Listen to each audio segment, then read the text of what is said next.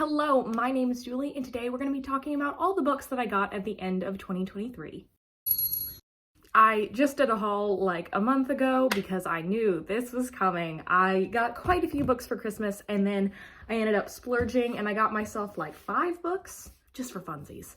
So I'm going to start off with the books that I bought myself. I went with a bunch of friends and there was some sales on paperbacks, so I ended up picking up The 7-Year Slip by Ashley Poston. This is one of the more popular romantic type books of the year. It's got a little bit of time travel in it.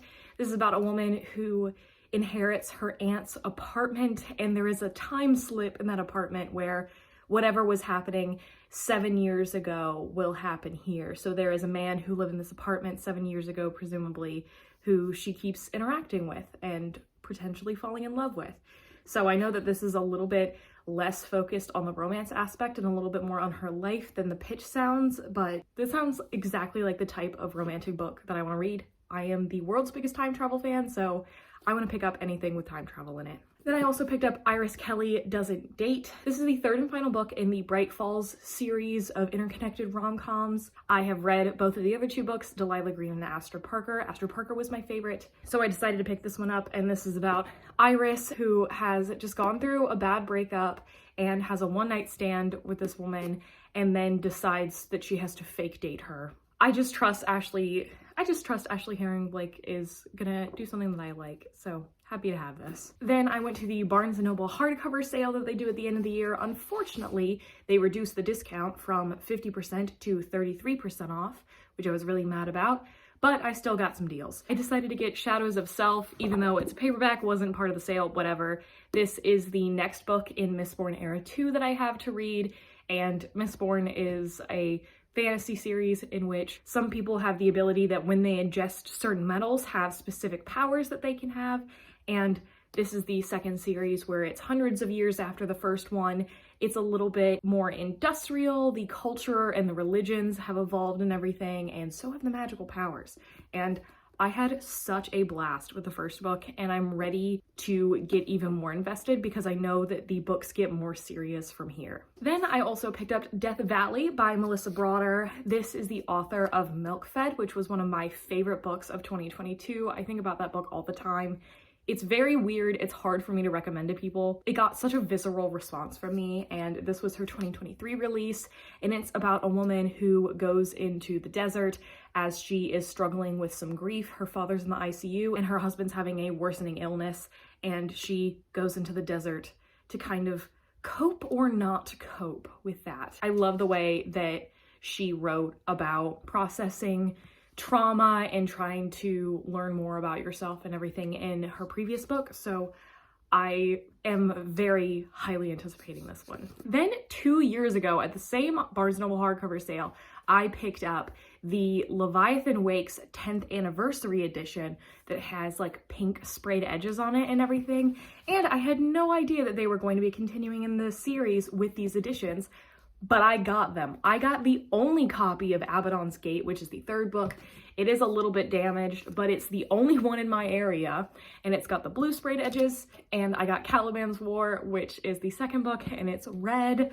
I really enjoy the 1st book in this series. We've got embossing under the dust jacket, and the dust jacket is the original cover. I really wanted to get these on sale because they're originally like $40, but this is a sci-fi opera series that starts off with our main characters being in a mysterious shipwreck, and also a policeman who has kind of been fired from being a policeman, who is told to investigate the disappearance of an heiress whose name is Julie. I'm excited to continue in this one. I really want more sci-fi series to read, and I think this is gonna scratch the itch for years to come. If I have another book that I have in my apartment, I will insert a clip here of that book. I actually have at least 4 more books to talk to you about. 3 of them I got secondhand, and I have a book of the month unboxing to do. So at a little free library, I found The Housemaid by Frida McFadden. This is a thriller that got popular, I believe, on Kindle Unlimited.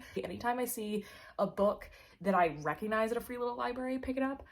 So why not give it a shot? I have read a couple of like nanny thrillers before, like this one, and I haven't loved them yet, but maybe this one will be for me. The main character, Nina, is the housemaid of this very fancy couple.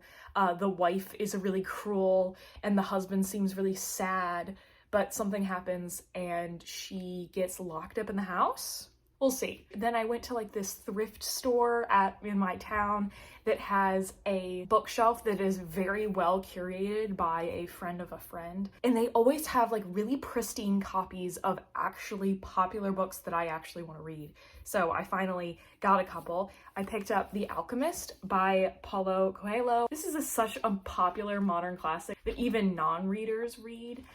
This is really short and it's about a man who's traveling from Spain to Egypt to find hidden treasure. It's actually the very first book on my 100 books to read on a lifetime challenge.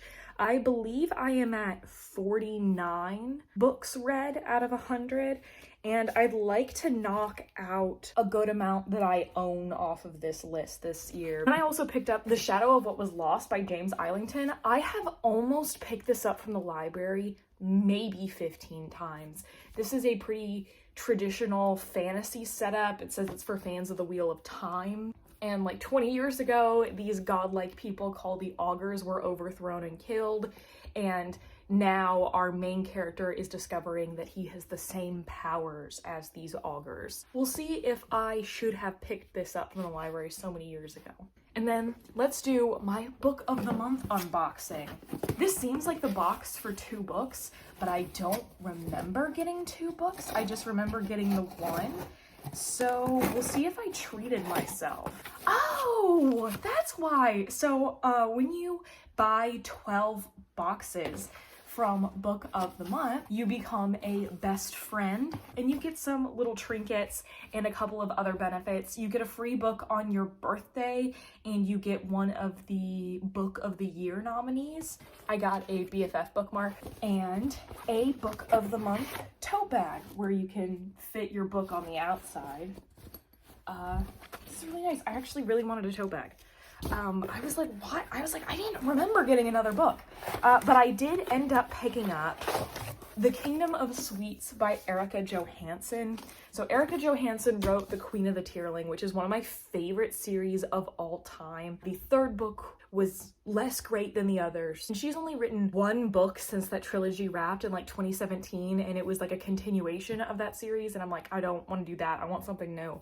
And this is a Nutcracker reimagining. Clara's the golden child and she has a twin sister, Natasha, who is really jealous of her and wants to be as loved as she is. And their godfather offers Natasha a way to get to the same Nutcracker land that Clara goes to, and she is going to try to get power from the Sugar Plum Fairy. Am I very familiar with the Nutcracker? Beyond a surface level, no. And I'm not sure if this fairy tale retelling is going to be for me, but I was in it for the author. Extra books. Then we have all of the books that I was gifted. Thank you to my family. I think all of these were on my wish list, but I am just so happy that I got them. I'll start with the one that's not a real novel, and that is To Kill a Mockingbird. This is a cocktail recipe book that are all literary inspired. Some of the names of these include Romeo and Julep, The Picture of Dorian Gray Goose, The Old Man and the Seagrams, One Flew Over the Cosmos Nest, Are You There, God? It's Me, Margarita. I was actually looking for a cocktail book to get for my mom, and I found this and I was excited about it, and my dad and my sister were like, no, she's not going to enjoy that. You will. We're getting it for you for Christmas. So we got this from my local bookstore. Very happy with this. Then on to the novels. I got Love Light Farms by B.K. Borison. This has been a 5-star prediction romance for me for a while, and it is actually my current read and going to be my last book that I read in 2023. It's going well so far. This is about Stella, who is running a Christmas tree farm, and it is going to go under if she doesn't get some sort of money soon. And she enters herself into this small business competition run by an influencer. There's like a $10,000 grand prize. She has noticed that this woman has like all of the people who won this competition in the past are like couples and there's romantic stories that are featured. So she lies and says that she runs it with her boyfriend. She doesn't have a boyfriend. She does have a best friend of like 10 years who she's been in love with forever. It was a little bit of wishful thinking on her part, but now she has to fake date her best friend in a small town where word gets around, and everyone actually wants them to be together, and they are very much in love with each other from the very beginning and trying to navigate the whole fake dating, we're friends thing. It's so good so far. I'm loving it. And also this is like my favorite color, so I'm very happy to own this. Then I also got Lessons in Chemistry by Bonnie Garmus. I wasn't interested in this book at first because like the way that this was advertised me at first was just like a chick lit book in like a way that I wasn't really interested in. And then when I actually found out what the synopsis was, I was like, never mind, I really want to read it. This is about our main character, Elizabeth Zott, who is a scientist in the 1950s and wants to continue being a scientist, but society's sexist and they don't want her to. She ends up getting hired to be on a cooking TV show, and it's not exactly what she wants to do, but she ends up taking a scientific twist on it and ends up encouraging a lot of women to get into science. My aunt absolutely loved this book. It's like her favorite book that she read last year, so I am very much looking forward to picking this up. I've literally only heard good things. I don't know why I doubted this. Speaking of women in STEM, I got Velocity Weapon by Megan O'Keefe. I'm an aerospace engineer, so I see this cover, I want it. And I think when my dad did Christmas shopping, he did just pick the ones with the prettiest covers, and I can respect that. This is another space opera.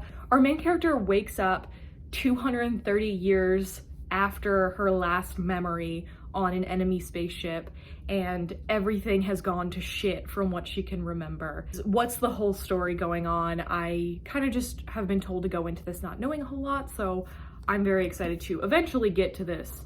It's actually not as long as, it's like 500 pages. It's not as bad as I thought. Then I also got The Bullet That Missed by Richard Osman. I have read the first 2 books in the series, and this is the third. I've heard it's the best one. This is the 3rd book in the Thursday Murder Club series about a group of octogenarians at a retirement community who solve murders together. I believe they are back to investigating a cold case that happened, but also one of our characters is a former MI5 agent, and people from her past are knocking down her door again. I really have enjoyed the last 2 books of this. I really like Richard Osman on all his like TV stuff that he does, so I'm happy to get to this. And I also got The Alloy of Law by Brandon Sanderson. This is the first book in the Mistborn Era 2 series, so I read this year and absolutely loved it. This one has to do with our main character solving an impossible heist and sort of serves as a introduction to how the world has changed since we last saw it, like hundreds of years before, and I thought it was so fun. I was so afraid to start this. I am fully on board now. And then we have The Adventures of Amina Al-Sarafi by Shannon Chakraborty, who also wrote the Daevabad trilogy, which I did quite like, but this is set in the same world, but like hundreds of years beforehand, and is about our main character Amina Al-Sarafi, who was a 13th century pirate in the Indian Ocean, and she has retired, but then she is hired to do one last job of finding a kidnapped daughter. And this is going to be our 3 of Clubs pick for January. We are going to be reading historical fantasy books. Make sure to join us for that. I have such high hopes for this book, and I'm so glad I actually own it because look at this cover. I love it. Then I also got The Book That Wouldn't Burn by Mark Lawrence. I read Red Sister last year and really enjoyed it. Wasn't as much of a fan of Grey Sister, but this is a book about a magical library, and there are 2 people who come together and learn about its magic. Things about storytelling, that sort of meta-narrative of it all, I really like, and again, beautiful cover, author I've liked before. Then I got possibly now one of the prettiest books I own, and that is Sword of Destiny. I don't know how to pronounce the author's name, but this is the 2nd book in the Witcher series. So I read the 1st book sometime this year, and both these 2 books are sort of short story compilations about our main character Geralt, and I thought I wouldn't like that. I really liked The Witcher. I watched the 1st season of it and adored it. And I was really conflicted about starting a series where it starts with short stories, but it ended up being much more well done than I thought it was. It does feel like a consistent narrative. I don't know, these are the special editions, and I really want to own the whole series of these because I just think this illustration is so stunning, but they're a little hard to get my hands on. And then the last book that I got was Divine Rivals by Rebecca Ross. This has been everywhere. This is a book that is World War I, World War II inspired, but it is fantasy, and our main characters are two rival journalists at different newspapers, and they also end up writing these letters that magically get delivered to each other and start falling in love. And I've just heard really good things about this. I've kind of moved away from YA and YA fantasy, but I've heard just really strong things about this book. So this is going to be our Three of Clubs book for February. Again, historical fantasy. And we are going to be voting on our March pick. So if you'd like to join us for Amina Al-Sarafi and Divine Rivals, all the links are in the description. But yes, those are all the books that I got. I am so excited for every single one of these. I think I have a really good haul here of books that I'm gonna love throughout 2024. Let me know which ones I should read first down below because I'm gonna have a hard time choosing. I haven't tried planning my 2024 TBR at all, and it's stressing me out a little. I have so much to do. Anyway, thank you so much for watching. If you like this video, give it a like, maybe hit the subscribe button. And if you'd like to follow me anywhere, my link is in that description. And as always, I will see you in the next one.